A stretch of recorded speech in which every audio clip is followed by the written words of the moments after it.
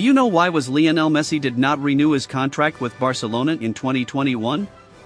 It was primarily due to the club's severe financial difficulties and the strict La Liga financial regulations. Really? Here's the key factors. Number 1.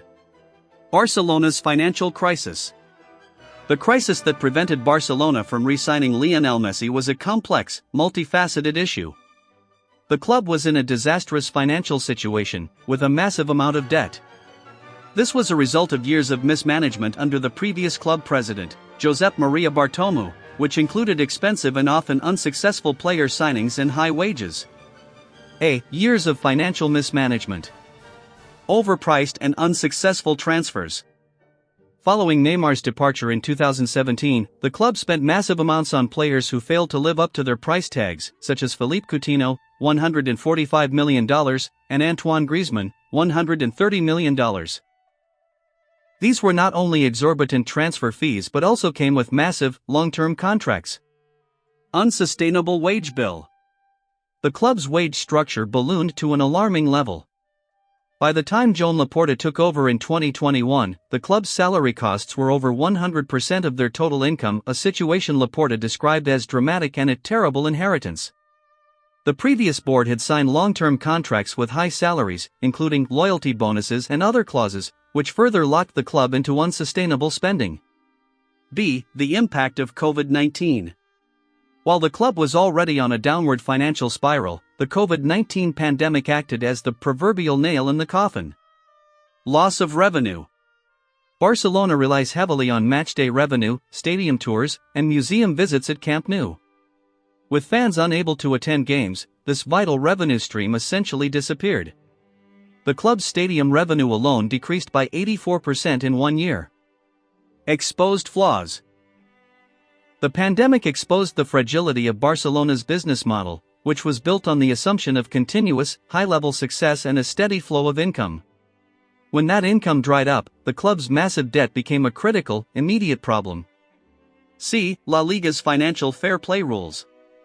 Spain's La Liga has some of the strictest financial regulations in Europe, known as the salary cap or squad cost limit, LCPD. Strict spending limits. This rule dictates how much each club can spend on player salaries and new signings based on its revenue.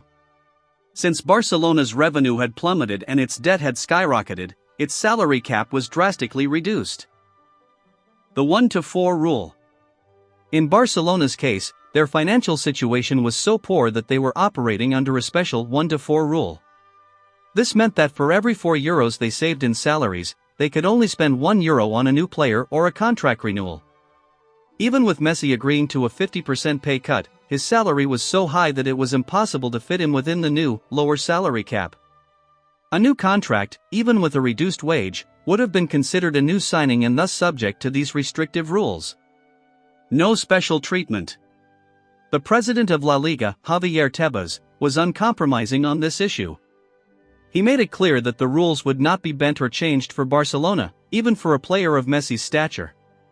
This was a critical factor, as it meant the club could not simply find a workaround to register Messi.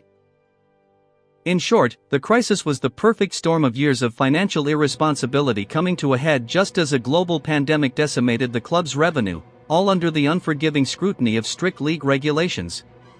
The result was an unbridgeable financial gap that forced the club to part ways with its most iconic and valuable asset. Number 2. La Liga's salary cap. The salary cap, more accurately known as the squad cost limit, LCPD, was the single most significant obstacle to Lionel Messi's contract renewal at Barcelona. Here's why it was so crucial and why it couldn't be overcome. It was a hard limit, not a guideline. Unlike UEFA's financial fair play rules, which can result in fines or other penalties after the fact, La Liga's salary cap is a preventative measure. The league strictly dictates the maximum amount a club can spend on its playing and coaching staff each season based on its revenue. If a club is over its limit, it is simply not allowed to register new players. This meant that even with a full and willing agreement between Messi and the club, the contract could not be officially registered with the league. Without registration, Messi could not play. Barcelona's limit had plummeted. Due to years of overspending on player salaries and transfer fees, followed by the catastrophic loss of revenue from the COVID-19 pandemic, Barcelona's financial health was in a desperate state. This led La Liga to drastically reduce the club's salary cap. Barcelona's cap, which was a staggering €671.4 million in 2019 to 2020, was cut down to just €348 million for the 2020 to 2021 season. This massive reduction made it virtually impossible to accommodate Messi's salary, which was reportedly around €139 million per year on his previous contract. See, the 1-to-4 rule made things worse. Because Barcelona was so far over its salary cap, it was operating under a special rule that made it even harder to make new signings. This rule dictated that for every €4 the club saved in salary, it could only spend €1 on a new player or a contract renewal. While Messi was reportedly willing to 50% pay cut, his new salary would have still been a significant amount. Under the 1-to-4 rule, the club would have had to shed an enormous amount of salary from other players just to make a dent in the amount needed to re-register him. Messi's new contract status. A critical aspect of the situation was that Messi's old contract had expired. This meant that any new deal, even with a reduced salary, was legally considered a new signing. This distinction was important because it made the contract subject to the strictest interpretations of La Liga's financial regulations. The club couldn't simply slide a reduced salary into their existing wage bill. They had to prove they had enough room under the new, much lower, salary cap to register him as a new player. In essence, the salary cap was the immovable object that met the unstoppable force of Messi's contract. Despite the mutual desire to continue, the club's financial crisis and the strictness of the league's rules created a situation where there was no legal pathway for Messi to remain at Barcelona. Number 3. Failed negotiations.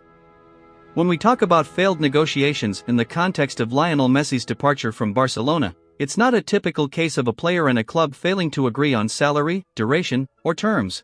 In fact, most sources agree that Messi and Barcelona had already reached an agreement and that the player was willing to take a substantial pay cut to stay. The failure was not in the internal talks between the player and the club, but in the club's inability to get the new contract officially registered with La Liga. The agreement was already in place. Messi's representatives and Barcelona's president, Joan Laporta, had reportedly agreed on the terms of a new contract. Messi had even agreed to a massive 50% pay cut to help the club's dire financial situation. The agreement was essentially finalized and both parties were ready to sign. The financial and structural obstacles. This phrase, used in Barcelona's official statement, refers to the strict financial regulations of La Liga. Because Barcelona's wage bill was already dangerously high, reportedly over 100% of their income, they had no room to register any new player, including a renewed Messi, even with a reduced salary. La Liga would not bend its rules. In essence, the negotiations didn't fail because of a disagreement between the club and the player.